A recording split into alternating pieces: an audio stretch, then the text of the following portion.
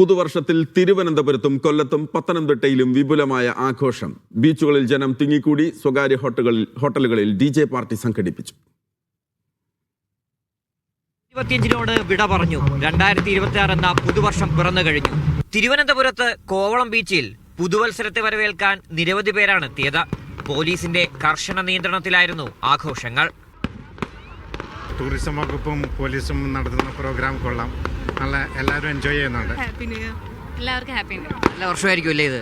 ആയിരിക്കട്ടെ എല്ലാവർക്കും. 4 ദിക്കിലും ആകാശത്ത് വർണ്ണവിസ്മയം തീർത്തുകൊണ്ടാണ് ബീച്ചിൽ 2026 സ്വീകരിച്ചത്. ശംഖുമുഖം, വർക്കല, വെള്ളാർ, നെയ്യാർ ഡാം, പൊന്മുടി എന്നിവിടങ്ങളിലും പരിപാടികൾ നടന്നു. കൊല്ലം തങ്കശ്ശേരി ബീച്ചിൽ പ്രത്യേകം തയ്യാറാക്കിയ വേദിയിൽ ആയിരങ്ങളാണ് തടിച്ചുകൂടിയത്. മുതാക്കരപ്പള്ളിയിൽ DJ പാർട്ടി സംഘടിപ്പിച്ചു. വാടി ഹാർബറിൽ ഗാനമേള ഉണ്ടായിരുന്നു.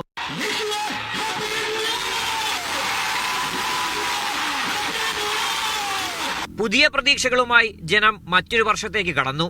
സമാധാനത്തോടെ, സംഘർഷങ്ങളില്ലാതെ ആഗ്രഹങ്ങളെല്ലാം സഫലമാകുമെന്ന ശുഭാപ്തി വിശ്വാസത്തിൽ. വലിയ പ്രതീക്ഷയോടുകൂടെയാണ് ലോകമെമ്പാടുമുള്ള ജനത 2026 വരവേറ്റിരിക്കുന്നത്. കേരളത്തിന്റെ തെക്കൻ ജില്ലകളിലും ഇത്തവണ ഉണ്ടായത് സമാനതകളില്ലാത്ത ആഘോഷങ്ങൾ. വിവിധ ബ്യൂറോകൾക്കൊപ്പം കൊല്ലത്ത് നിന്ന് ബിജു മടവൂരിനൊപ്പം ലിജോ റോളൻസ്, മീഡിയ 1.